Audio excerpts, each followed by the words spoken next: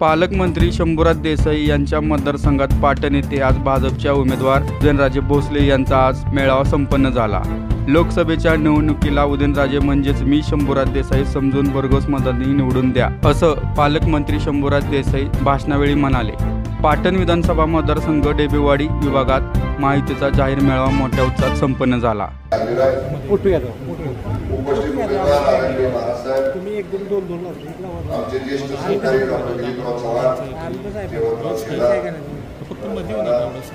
जिल्हा परिषद माजी सदस्य रमेश पाटील, शिवसेना, भारतीय जनता पक्ष, राष्ट्रवादी काँग्रेस पक्ष, रासप, आरपीआय या सर्व सहयोगी मित्र। अरे इकडे जागा आहे, बसा ना, बघा या साईडला जागा आहे, बघा इकडे या पुढं, माझ्या डाव्या हाताला जागा आहे इकडे, या पुढे या दरवाजात का बघा घ्या।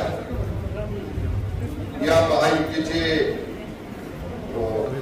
सर्व पदाधिकारी, विभागातले आपले सर्व आजी माजी सरपंच, तालुकास्तरीय संस्थांचे सर्व पदाधिकारी, आजी माजी चेअरमन, मोठ्या संख्येने जमलेल्या माझ्या माता भगिनी, युवा संघटनेमधले माझे सर्व तरुण युवा सहकारी, माध्यमांचे उपस्थित प्रतिनिधी, महाराज साहेबांच्या बरोबर आलेले भारतीय जनता पक्षाचे सर्व पदाधिकारी, सन्माननीय बंधू आणि भगिनी, निवडणुका लोकसभेच्या सुरू झालेल्या आहेत। महायुतीचं महाराष्ट्रामधलं धोरण आपलं ठरलेलं आहे। आपले नेते, राज्याचे लोकप्रिय मुख्यमंत्री आदरणीय एकनाथ शिंदे साहेब, उपमुख्यमंत्री आदरणीय फडणवीस साहेब, दुसरे उपमुख्यमंत्री आदरणीय दादा, या तिघांनी सुद्धा महाराष्ट्रामधल्या 48 पैकी 45 जागा या महायुतीच्या निवडून आणण्यासाठी म्हणून कंबर कसलेली आहे। आपण जर पाहिलं तर राज्याचे मुख्यमंत्री जसे जसे उमेदवार नक्की होतील, पहिला टप्पा झाला, दुसरा टप्पा झाला, आता तिसरा टप्पा सुरू आहे, दिवस रात्र मेहनत घेत आहेत। म्हणजे एका भागामध्ये मराठवाड्यामध्ये मुख्यमंत्री शिंदे साहेब असले तर विदर्भामध्ये उपमुख्यमंत्री फडणवीस साहेब जात आहेत, पश्चिम महाराष्ट्रामध्ये दादा जात आहेत। म्हणजे तिघांनी महाराष्ट्र पिंजून काढायचं या निवडणुकीमध्ये या ठिकाणी ठरवलेलं आहे। मला आपल्याला सांगितलं पाहिजे, 2019 ची निवडणूक झाली, आपण सगळ्यांनी मला तिसऱ्या वेळा चांगल्या मताधिक्याने आपण मला निवडून दिलं। पहिलं सरकार आलं, त्याच्यामध्ये मी राज्यमंत्री होतो। सगळा इतिहास तुम्हाला सगळ्यांना माहिती आहे। भाजप शिवसेनेची युती म्हणून आपण निवडून आलो। एका बाजूला मोदी साहेबांचा फोटो, एका बाजूला ठाकरे साहेबांचा फोटो आपण लावला, मतं मागितली।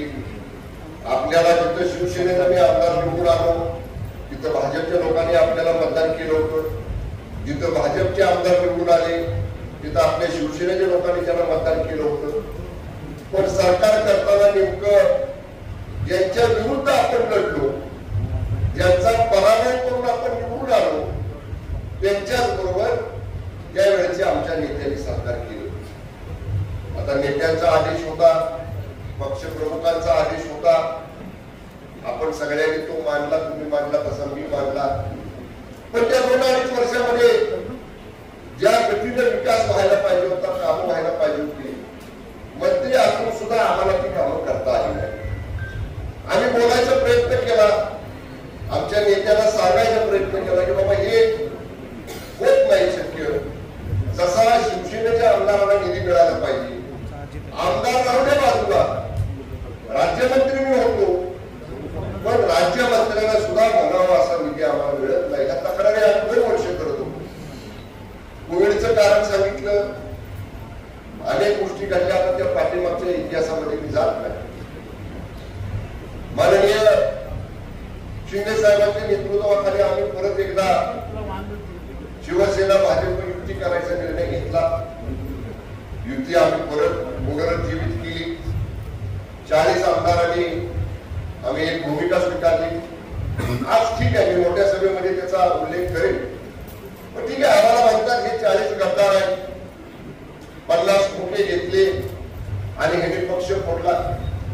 मला आपल्याला एक प्रश्न विचारायचा आहे. 53 आमदारांपैकी जर 40 आमदार एक भूमिका घेत असतील की बाबा आपल्याला शिवसेना भाजपची युती केली पाहिजे का, तर त्या युतीमधनं आपण निवडून आलेलो आहे. मी मागाशी जे सांगितलं ते केलं म्हणजे गद्दारी केली का? पण आम्ही जर गद्दारी केली असती तर निवडणूक आयोगानं आज शिवसेना पक्ष कोणाकडे दिलाय? आपल्याकडे आहे. शिवसेनेचा धनुष्यबाण कोणाकडे दिलाय? आपल्याकडे दिलाय. हा कायद्यानं, नियमानं, घटनेनं जे अधिकार आहे त्या अधिकाराच्या चौकटीमध्ये राहून हा निर्णय आयोगाने दिला. आमच्या समोरची माणसं कोर्टात जायचा त्यांनी प्रयत्न केला. कोर्टानं सुद्धा त्याच्यामध्ये लक्ष घातलं नाही. कोर्टानं सांगितलं हा अधिकार केंद्राच्या निवडणूक आयोगाचा आहे. निवडणूक आयोगानं कागदपत्र तपासून नियम बघून या 40 लोकांची भूमिका योग्य ठरवलेली आहे. मला त्याच्याही फलात जायचं नाही. मला एवढंच सांगायचं, माननीय एकनाथ शिंदे साहेब राज्याचे मुख्यमंत्री झाले, विश्वासाने त्यांनी मला कॅबिनेट मंत्री केलं, सातारा जिल्ह्याचं पालकमंत्री पण दिलंच. परंतु आता बरीचशी आपली देवळी भागातली, कुंभारगाव भागातली माणसं मुंबईला, वाशीला, नव्या मुंबईला, कोपर करण्यामध्ये, मिरूळला बऱ्याच ठिकाणी आहे. ठाणे जिल्ह्याचं पालकमंत्रीपद सुद्धा माननीय मुख्यमंत्र्यांनी विश्वासाने माझ्याकडे दिलं.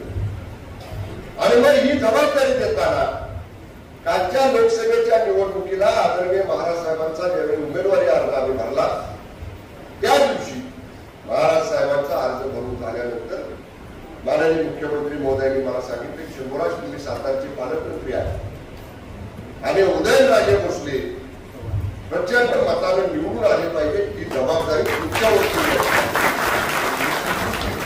माझ्यावर जबाबदारी माननीय मुख्यमंत्र्यांनी. आणि मला सुद्धा सातारची जबाबदारी दिली तसं कोल्हापूरची जबाबदारी माझ्याकडेच आहे, हातकणंगले मतदारसंघाची जबाबदारी माझ्याकडेच आहे आणि या तिन्ही मतदारसंघाचं मतदान 7 तारखेला आहे. पुढच्या टप्प्यातल्या संभाजीनगरची जबाबदारी पक्ष म्हणून माझ्याकडे आहे आणि शेवटच्या टप्प्याच्या निवडणूक आहे तिथं ठाणे आणि कल्याण ह्या 2 लोकसभा मतदारसंघाची जबाबदारी माझ्याकडे आहे.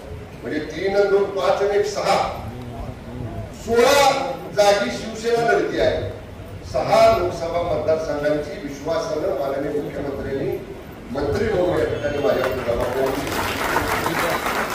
मी साहेबांना म्हणलं साहेब मला साताऱ्यात थांबावं लागेल, आपण ही निवडणूक ताकदीनं लढायचं ठरवलंय. पण साहेबांनी सांगितलं 2 दिवस साताऱ्यात, 1 दिवस कोल्हापूरमध्ये, थोडंसं आपल्याला हे अर्धा दिवस तुम्हाला हे करावं लागेल. माझी तुम्हाला सगळ्यांना विनंती आहे, रेवाडी विभागातल्या सगळ्या माझ्या कार्यकर्त्यांना विनंती आहे की आता ही जबाबदारी जशी माझ्या खांद्यावर माझ्या नेत्यानं दिली तसं तुम्ही माझं नेतृत्व मानता, माझे कार्यकर्ते म्हणून ही जबाबदारी मी तुमच्या खांद्यावरती आज देतो की या रेवाडी विभागामध्ये आपल्याला आदरणीय उदयनराजे भोसले साहेबांना प्रचंड मताने या ठिकाणी निवडून द्यायचं. आता महाराज साहेब आमच्या लोकांना धनुष्यबाणाचं चिन्ह माहिती आहे, दुसरं चिन्ह आम्ही आमच्या लोकांना कधी माहिती होऊन दिलं नाही. पण आता आपल्याला जराशी बदली एवढ्यासाठी करायचे. ह्या निवडणुकीला धनुष्यबाण मशीनवर नसणार आहे. म्हणजे आपण एक नेल्यात ठेवायचं, मशीन बघायचं, धनुष्यबाण असला तर धनुष्यबाण नसला तर खबर. बरोबर ना? इथं काही धनुष्यबाण असायचा प्रश्नच नाही. धनुष्यबाण नाही आपला या निवडणुकीत. पण महाराजसाहेब आम्ही आता कमळाला मतं देणार, पण कमळाला विधानसभेला तर धनुष्यबाणाला मतं दिली पाहिजे. म्हणजे ठीक आहे, आमच्या मतदारसंघामध्ये नाना कमळ आहे नाही असं नाही, ठीक आहे, प्रमाण कमी जास्त काय आपण इथं चर्चा करायचा विषय नाही. पण आम्ही कसं युती धर्म आता पाळलाय आणि मुख्यमंत्री शिंदे साहेब, उपमुख्यमंत्री फडणवीस साहेब, उपमुख्यमंत्री दादा यांनी जो आदेश दिला तो पाळायची जबाबदारी त्यांच्या मंत्रिमंडळातला एक मंत्री म्हणून माझी आहे. काय मी आपल्याला एकच सांगतो, माझा एकच एक कार्यकर्ता जो समोर बसलाय हा 4थी पिढी आहे. हा देसाई परिवारावर निष्ठा ठेवणारा, 4 रुपये पुढे टाकले किंवा पोटभर पैसा जरी पुढे टाकला तरी त्याला न भुलणारा हा देसाई गटाचा निष्ठावान कार्यकर्ता माझ्या मनात. त्यामुळे आपण निर्धास्त राहा. ज्या दिवशी शिंदे साहेबांच्या, फडणवीस साहेबांच्या, दादांच्या समोर मी शब्द दिलाय माझा विश्वास माझ्या या सगळ्या कार्यकर्त्यांच्या वरती आहे. म्हणून आज मी जास्त मोठं भाषण करणार नाही. विकास कामाच्या बाबतीत तर आपण नेहमी बोलतो.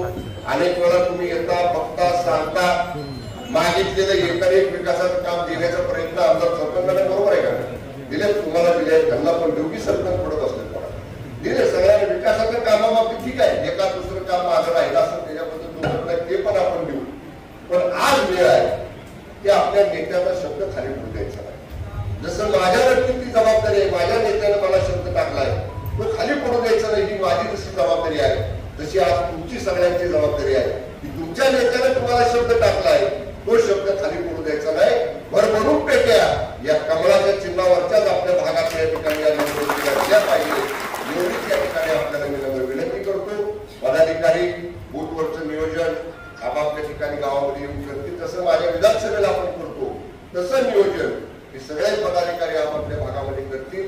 फक्त कुठेही आपण हलगर्जीपणा करायचा नाही, साहेब उभे नाही असं बिलकुल समजायचं नाही. उदय महाराज उभे आहेत म्हणजे शंभूराज देसाईच उभे आहेत असं समजून सगळ्यांनी या ठिकाणी काम करा एवढीच विनंती करतो. भरभरून मतदान माननीय श्रीमंत छत्रपती उदयनराजे भोसले महाराजांना कमळाच्या चिन्हावरती आपण येणाऱ्या 7 तारखेला करावं अशी विनंती करतो. 29 तारखेला माननीय पंतप्रधान नरेंद्र मोदी साहेबांची सभा 1 वाजता कराडला आहे. वाहनांचं नियोजन बाकी सगळी जबाबदारी त्या त्या विभागातल्या पदाधिकाऱ्यांच्या वरती आपण दिलेली आहे. मोठ्या संख्येनं आपण सगळ्यांनी या सभेला उपस्थित राहावं. विभागातले पदाधिकारी तर सगळं नियोजन या ठिकाणी आपण करतील अशी विनंती करतो. आणि यानंतर आपले उमेदवार आदरणीय श्रीमंत छत्रपती उदयनराजे भोसले महाराज साहेब यांनी आपल्याला मार्गदर्शन करावं अशी मी विनंती करतो. धन्यवाद. जय हिंद, जय महाराष्ट्र. आणि संपूर्ण सातारा जिल्ह्याची ओळख ज्या काळात संपूर्ण महाराष्ट्रात पटवून देणारे पोलादी पुरुष कैलासवासी बाळासाहेब देसाई यांना विनम्र अभिवादन करतो.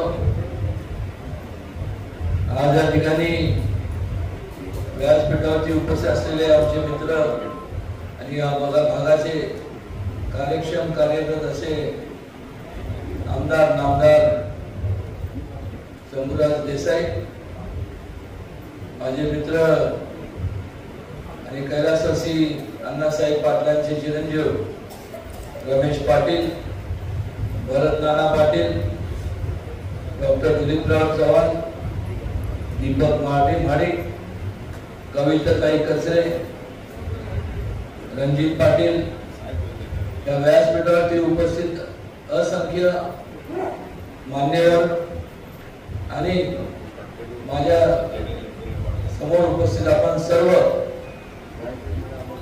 या लोकशाहीतले खऱ्या अर्थाने लोकशाहीतले आपण सर्व राजे, माता भगिनी, वडीलधारी मंडळी आणि तरुण मित्रांनो, सर्वप्रथम या ठिकाणी आपला आपण बहुमोल वेळ खर्च करून या ठिकाणी आला.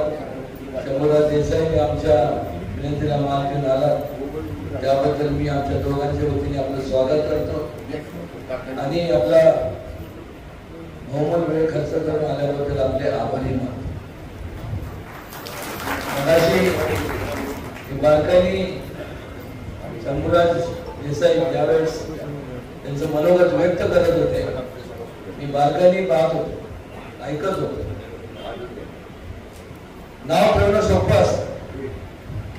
नाव ठेवून जेव्हा आपण नाव ठेवतो आणि दुसऱ्याकडे बोट दाखवतो तेव्हा 3 आपले बोट आपल्याकडं आपल्या दिशेने असतात आणि संबंधित ते नाव ठेवणारे आणि विचार केला पाहिजे की हे असं का घडलं. आणि शंभूराज देसाई असंख्य मग एकनाथ शिंदे साहेब असतील यांचे सर्व सहकार्यांनी हा निर्णय का घेतला, कारण त्याला माहित होतं की लोकांनी आपल्याला ज्या विश्वासाने निवडून दिलंय त्या विश्वासाला वाटत त्या परिस्थितीत तडा जाऊन तडा जाता कामा नये. लोकांची कामं, लोकांच्या अपेक्षा ज्या आपल्याकडे नाही, लोकांच्या संपूर्ण त्या पूर्ण अपेक्षा पूर्ण करणं हे प्रत्येक जबाबदार लोकप्रतिनिधी असतात आणि त्यामुळं त्यांनी तो निर्णय घेतला. अत्यंत चांगला निर्णय घेतल्यामुळं आज आपण पाहतो की महायुतीच्या माध्यमातून संपूर्ण ठिकठिकाणी या संपूर्ण महाराष्ट्रात वेगवेगळ्या जिल्ह्याच्या वेगवेगळ्या तालुक्यामध्ये आपल्याला विकास कामाची गंगा आपल्याला तिथं पाहायला मिळते. महिलांचं सक्षमीकरण असेल, तरुणांचं उदात्तीकरण असेल, सायन्स अँड टेक्नॉलॉजी असेल, क्रीडा क्षेत्र असेल, त्याचबरोबर संपूर्ण लहान मुलांचं मुलींचं शिक्षणाचं असेल, एवढं बारकाईने आज भारतीय जनता पक्ष आणि सर्व त्यांचे मित्र पक्षांनी बारकावे संपूर्ण जपले आणि जास्तीत जास्त लोकांना जपण्याचं काम आज भारतीय जनता पक्ष आणि महायुतीच्या माध्यमातून होत आहे हे आवर्जून या ठिकाणी मला सांगावंसं वाटतंय. एक काळ होता की हा संपूर्ण पश्चिम महाराष्ट्रामधलं की संपूर्ण हा काँग्रेसचा भालेकी, पण मात्र मला हे समजत नाही, अनेक वर्षापासून ज्या लोकांना आपण घरभरून पोत्यांनी आणि घोड्यांनी मतं दिले, त्यांच्यावर विश्वास ठेवला, वास्तविकरित्या कृष्णा खोरेसारखा जो प्रकल्प आहे तो त्यांनी मार्गी लावला पाहिजे होता, पण मात्र त्या काळात त्यांनी लोकांना गृहीत धरलं आणि ज्या वेळेस 96 साली मला अजून आठवतं मी संपूर्ण कृष्णा खोरेची संकल्पना घेऊन माननीय कैलासवासी आदरणीय वंदनीय गोपीनाथ मुंडे साहेबांकडे गेलो आणि त्यांच्याशी चर्चा केली. त्यांनी संपूर्ण चर्चा झाल्यानंतर अनेक अधिकारी त्या ठिकाणी चर्चा करून त्याला मान्यता दिली आणि म्हणून आज त्या ठिकाणी आपण पाहतो की आपल्या या परिसरातलं जे बाम आणि मराठवाडी जे धरण आहे त्याच्या माध्यमातून मोठ्या प्रमाणावरती दिलासा या भागातल्या लोकांना निश्चितच मिळत आहे. असे अनेक प्रश्न या संपूर्ण डोंगरी परिसरात असतात. निसर्गरम्य जरी हा परिसर असला तर ह्या संपूर्ण भागातल्या लोकांच्या व्यथा काय वेगळ्या असतात. त्या काळात इथं कुठल्याही प्रकारचं इथं कारखानदारी नव्हती आणि लोकांना पर्याय नव्हता, पाणी नव्हतं, घरनं झाली नव्हती. त्यामुळं पर्याय एकच होता की मोठमोठ्या आपल्या कुटुंबाचा आपलं देखरेख करायची असेल, त्यांचा उदरनिर्वाह करायचा असेल तर आपल्याला बाहेर जाऊन अंगावरच्या फक्त कपड्यावर बाहेर जाऊन या ठिकाणचे लोक मुंबई, नवी मुंबई, ठाणे, मग पिंपरी चिंचवड या सगळ्या परिसरात जाऊन ते स्थायिक झाले आणि मला अभिमान वाटतो की अंगावरच्या कपड्यावर अत्यंत प्रतिकूल परिस्थितीत गेलेले या भागातले सर्व संपूर्ण या भूमी पुरुष या भूमीतले संपूर्ण जे मान्यवर त्या ठिकाणी गेले आणि कोट्यावधी मुंबईत जाऊन स्वतःचं अस्तित्व दिले, वेगवेगळं अस्तित्व निर्माण केलं.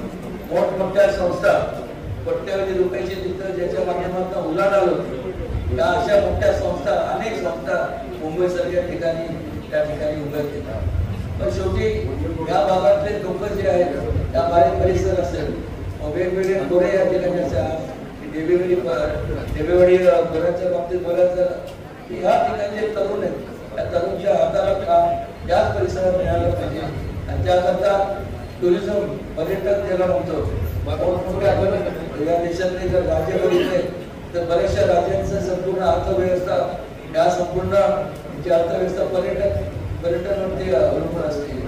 मोठमोठे जे जगात देश आहेत त्या ठिकाणी जिथे कारखानदारी नाही आणि त्या ठिकाणी सुद्धा केवळ टुरिझम पर्यटनावरती संपूर्ण त्याची अर्थव्यवस्था अवलंबून असते आणि या ठिकाणी भविष्य काळामध्ये शंभूराज देसाईच्या माध्यमातून विकास कामांचा डोंगर उभा केलेलाच आहे, पण भविष्य काळात केंद्र शासनाच्या माध्यमातून जास्तीत जास्त निधी त्या ठिकाणी आपल्या विश्वासात घेऊन आपले जे काही विचार असतील, आपले जे काही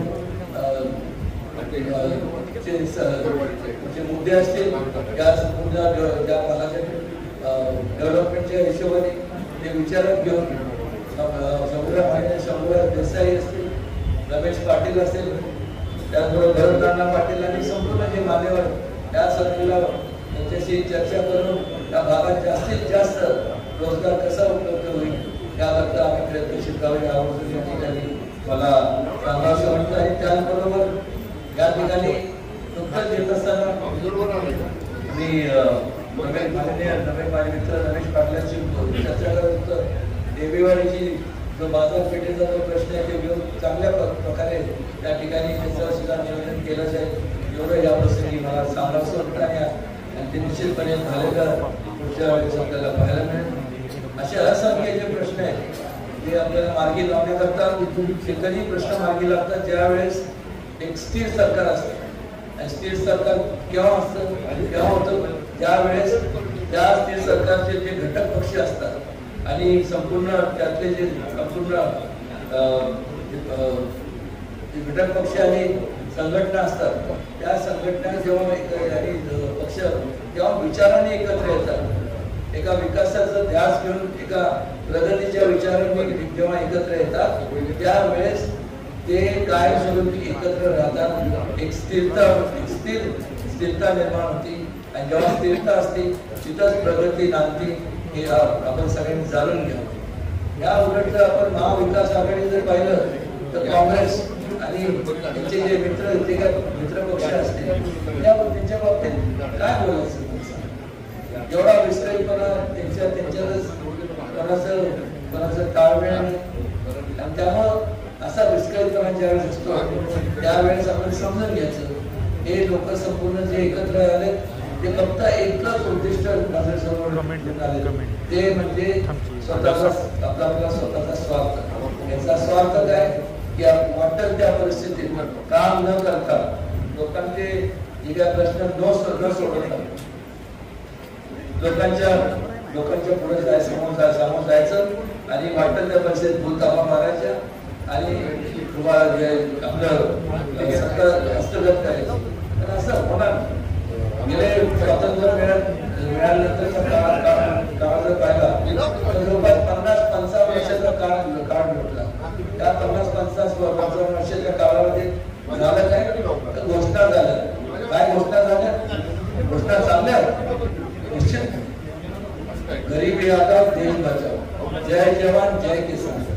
घोषणा दिल्या पण त्या घोषणा फक्त मत मिळवण्याकरता निवडणुकीच्या काळात पुरत्याच मर्यादित राहिल्या. नंतरच्या काळात काय निवडणुकीचा निकाल लागला आणि सोयीप्रमाणे त्या घोषणांचा विसर पडला. की मी असं स्वतःच मनाचं सांगत नाही वस्तुस्थिती पण त्यांनी दिलेल्या घोषणांवरती अंमलबजावणी या गेल्या 10 वर्षाच्या कालावधीत मोदींच्या कुशल नेतृत्वाच्या आणि मार्गदर्शनाखाली भारतीय जनता पक्ष आणि मित्र पक्ष आणि महायुतीचे जे महासरकार आहे यांच्या माध्यमातून जे त्या काळात जे छत्रपती शिवाजी महाराजांना अभिप्रेत असणारे जे लोक कल्याणाचे जे विचार होते ते राबवण्याचं काम या भारतीय जनता पक्ष आणि युतीच्या सरकारच्या माध्यमातून आवर्जून या ठिकाणी सांगायचं होतं. गरिबी हटाव म्हणजे अशी हटत नसते. त्यासाठी योजना राबवायला लागतात त्यासाठी मार्गावर पाहायला लागतात त्यासाठी त्यांची संपूर्ण याच्यात सोडवणूक कशी केली पाहिजे हे पाहावं लागतं. त्यांना त्यांचा उदरनिर्वाह कसा होईल हे पाहावं लागतं. हे सर्व करत असताना झालं तर हे संपूर्ण या सरकारच्या आताच्या 10 वर्षात झालं. त्याचबरोबर जय जवान जय किसान हा जे जवान हे पूर्ण सीमेवरती असल्यामुळे एक लक्षात घ्या तुम्ही आणि सर्व आपले सर्वांचे कुटुंब आज सुरक्षित आहे. हे संपूर्ण त्यांची अवस्था संपूर्ण स्वतःच्या जीवावरती उदार होऊन देशाच्या संरक्षणाकरता म्हणजे तुमच्या आमच्या संरक्षणाकरता सीमेवर जात असताना त्यांच्यासाठी त्यांच्या आणि त्यांच्या कुटुंबाकरता चांगल्या प्रकारे त्यांची देखरेखसाठी मोठ्या प्रमाणात योजना या भारतीय जनता पक्ष आणि मित्र पक्षाच्या सरकारच्या माध्यमातून राबवण्यात आलेलं आहे. आणि जय जवान झाला तर जय किसान. किसान म्हणजे हा संपूर्ण हा आपला म्हणजे शेतकरी वर्ग. हा शेतकरी वर्ग हा या देशाचा आत्मा आहे. कारण की जवळपास देशातले 80% जे लोक आहेत ते शेतीवरती अवलंबून आहे. शेती त्यांचा हा मोठे व्यवसाय म्हटल्यावर त्याच्यावरती त्यांचा उदरनिर्वाह होतो. आणि मग या संदर्भात देखील कुठल्याही प्रकारचे आजपर्यंत धोरणात्मक निर्णय राबवले गेले नाही. या ठिकाणी मला खास करून आता अनेक वर्षाची जी मागणी होती, आज आपण समोर आता या ठिकाणी आहेत, त्यांना माझ्यापेक्षा जास्त त्याच्यावरती हे सांगू शकतील. अनेक वर्षापासून जी साखर कारखान्याची निर्मिती का झाली तर तुमच्या उसाला जास्तीत जास्त दर मिळावा, जास्तीत जास्त तुमची आर्थिक उन्नती व्हावी, जास्तीत जास्त त्याच्यातनं तुमच्या कुटुंबाची प्रगती व्हावी, हा एकमेव उद्दिष्ट समोर ठेवून सहकारी साखर कारखाने त्यावेळेस स्थापन केले गेले. आणि या ठिकाणी आवर्जून समोर माझ्यापेक्षा जास्त सांगतील की अनेक किती वर्षाची मागणी होती की ते कुठला टॅक्स इन्कम टॅक्स लावला होता. आज मला सांगा तो इन्कम टॅक्स लागू झाला असता तुम्ही दर देऊ शकला असता. आज मला सांगा मग एवढ्या बारीक सारीक गोष्टी ज्या आहेत, बारीक सारीक नाही अत्यंत महत्वाच्या गोष्टी आहेत, कारण की याच्यावरती संपूर्ण तुमच्या सगळ्यांचं उदरनिर्वाह, तुमच्या संपूर्ण कुटुंबाची अर्थव्यवस्था त्यांच्यावरती अवलंबून आहे. हा निर्णय शंभूराजांच्या माध्यमातून आणि त्यांच्या संपूर्ण सहकार्यांच्या माध्यमातून भारतीय जनता पक्षाच्या आणि युती शासनाच्या माध्यमातून हा भाग करण्यात आला. हे असे अनेक संपूर्ण धोरणात्मक निर्णय घेण्यात आले आणि म्हणून आज एका बाजूला स्थिर प्रगतीच्या पथावर जाणारं महायुतीचं शासन आणि दुसऱ्या ठिकाणी दुसऱ्या बाजूला दरमिळीत असलं, ज्याला कुठलाही नेतृत्व नाही, त्याला कुठं आणि ते स्वतःपोटी एकत्र असं दरमिळीत असं असतील असं महाविकास आघाडीचं संपूर्ण आघाडी आणि त्यामुळे जास्तीत जास्त विकास काम करून घ्यायचे झाले तर तुम्हाला प्रगतीच्या मार्गाने कारण की तुमच्या कुटुंबातले जे असणारे लहान लहान मुले आज जरी लहान असले तर कधी ना काहीतरी आणि मोठे झाल्यानंतर केवळ तुमचाच कुटुंबाचा आधार नाही तर या देशाचं भविष्य काय त्याला खरेन असं काम करायचं असेल तर महायुतीच्या या ठिकाणी उपस्थित केला याचा अर्थ आपण मला आशीर्वाद देण्याकरता या ठिकाणी त्यामुळे मी पुन्हा एकदा आपल्या सगळ्यांचं स्वागत करतो.